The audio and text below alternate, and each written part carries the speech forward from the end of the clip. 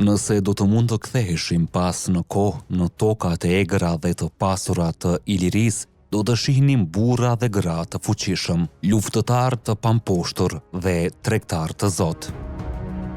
Duke ngritur kupa të mbushura me pije që u jepnin forcë dhe gëzim, ilirët të njohur si një nga popujt më të lashtë të Ballkanit nuk ishin vetëm luftëtar të egër dhe strateg të shkëlqyer, por edhe mjeshtër të fermentimit dhe konsumit të pijeve të ndryshme. Historianët e lashtë si Straboni, Plini Plaku dhe Polibi na kanë lënë dëshmi për shijet dhe zakonet e tyre. Në këtë video do të zbulojmë se çfarë pinin ilirët dhe si këto pije ndikuan në jetën, kulturën dhe luftën e tyre. Para se të fillojmë, ju ftojmë të pëlqeni këtë video dhe të abonoheni në kanalin ton, që së bashku të vazhdojmë të mbajmë gjallë historinë e lavdishme shqiptare. Përveç ujit dhe qumshtit, ilirët e lashtë konsumonin edhe disa nga pijet më të vjetra të njerëzimit. Vera ishte një nga pijet më të rëndësishme për ilirët, sidomos për fiset që banonin afër brigjeve të Adriatikut dhe në zonat kodrinore me klimë të butë. Dëshmitë historike tregojnë se ilirët e prodhonin verën në sasi të mëdha dhe e eksportonin tek grekët dhe romakët. Sipas dëshmive të historianëve, ilirët konsumonin në sasi të mëdha verën, madje e ka njohur këtë pije shumë kohë përpara kolonizimit të Adriatikut nga fiset greke. Straboni përmend se fiset ilire si Liburnët, Dardanët dhe Taulantët kishin vreshta të pasura dhe vera e tyre vlerësohej për cilësinë e lartë. Por ndryshe nga grekët, të cilët e përzienin verën me ujë për ta zbutur, ilirët e pinin të pastër dhe të fortë, një shenjë force dhe burërie. Ilirët hanë dhe pinë duke ndenjur, nga ana tjetër në përgosti marrin edhe gratë me vete, për të cilat është një gjë e mirë që të pinë për shëndetin e cili do nga të pranishmit. Kur ilirët pinë, mbështjellin barqet e tyre me breza të gjerë dhe këtë gjë në fillim e bëjnë me mas, por sa më tepër që pinë, aq më tepër e shtrëngojnë brezin. Ishte një shkrim nga historiani i lashtë Theopompi. Madje në disa raste ajo pihej para betejave për të ngritur moralin dhe për të festuar fitoret. Në varet e disa fisnikëve ilir janë gjetur amfora me verë të ruajtura si një simboli pasurisë dhe statusit të tyre. Një legjend thot se një princ ilir para se të shkonte në betejë pinte një gotë verë të fortë për të përshëndetur luftëtarët e tij dhe për të kërkuar bekimin e perëndive. Kjo na tregon se vera nuk ishte vetëm një pije, por një element i rëndësishëm i kulturës dhe traditës ilire. Por jo të gjithë ilirët preferonin verën. Në brendësi të Ilirisë, sidomos tek fiset e Panonëve, birra ishte pija e preferuar. Historiani romak Plini Plaku përmend një pije të quajtur sabaja, e cila ishte një lloj bire që bëhej nga drithërat, kryesisht elbi. Kjo pije ishte shumë popullore, jo vetëm për shkak të shijes së saj, por edhe sepse ishte e lehtë për t'u prodhuar dhe ruhej më gjatë se vera. Sabaja ishte pija kryesore e luftëtarëve, të cilët e përdornin për të festuar fitoret dhe për t'u forcuar pas betejave.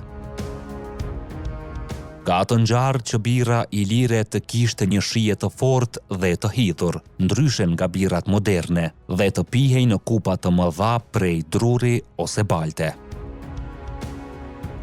Disa tregime nga romakët tregojnë se kur legionarët përballeshin me ilirët, shpesh habiteshin nga energjia dhe forca e tyre, duke thënë se birra e tyre ishte ndoshta sekreti i qëndresës së madhe në betejë. Një tjetër pije që konsumonin ilirët ishte mjalta e fermentuar. Kjo ishte një pije e bërë nga uji, mjalti dhe ndonjëherë erëza apo fruta të egra. Në shumë kultura të lashta, mjaltovina konsiderohej një pije e perëndive dhe ka gjasa që edhe ilirët ta përdornin në rituale fetare dhe festime. Mjalta ishte shumë e rëndësishme për ilirët, jo vetëm si ëmbëlsues, por edhe për vetitë e saj ushqyese dhe shëruese. Njën nga zakonet më të njohura të ilirëve ishte që luftëtarët dhe fisnikët e rinj të pinin mjaltovin para martesës si një mënyrë për të siguruar pjellurin dhe fatin e mirë. Përveç verës dhe birës, ilirët përdornin edhe lëngje të fermentuara nga frutat e egra si manafera, fiku, molla dhe rushi i egër. Këto pije ishin më të buta dhe ndoshta konsumoheshin më shumë nga gratë dhe të moshuarit. Gjithashtu përdoreshin si ilaçe natyrale për sëmundje të ndryshme si problemet me tretjen dhe ethet. Në disa gjetje arkeologjike në Shqipëri dhe Malë të Zi janë zbuluar enë të vjetra që kanë mbetje të verës së përzier me lëngje frutash, një praktike ngjashme me atë të grekëve dhe romakëve. Disa burime historike romake dhe greke i përshkruajnë ilirët si njerëz që e donin shumë alkoolin, ndonjëherë edhe më shumë se sa duhej. Por duhet të kemi kujdes me këto përshkrime, sepse ato shpesh vijnë nga armiqtë e tyre, të cilët mund të kenë egzageruar. Ajo që dihet me siguri është se pijet tek ilirët nuk ishin thjesht një mënyrë për të dehur, por një pjesë e rëndësishme e jetës sociale, festave, ritualeve fetare dhe luftës. Pijet i përdornin për të forcuar lidhjet mes fisit, për të nderuar zotat dhe për të festuar fitoret në betejë. Nga vera e fortë ilire tek birra e luftëtarëve dhe mjaltovina e perëndive, pijet që konsumonin ilirët ishin një reflektim i kulturës dhe shpirtit të tyre të lirë. Ato nuk ishin thjesht një burim argëtimi, por edhe një element i rëndësishëm i identitetit të tyre. Kur sot ngrem një gotë verë ose një kup birë, ndoshta pa e ditur, po ndjekim një traditë të lashtë, një zakon që e lidh historinë tonë me ata që luftuan, jetuan dhe festuan në tokat tona më shumë se 2000 vjet më parë. Nëse ju pëlqeu kjo histori, mos harroni të pëlqeni videon dhe të abonoheni për më shumë rrëfime epike nga historia e kombit shqiptar.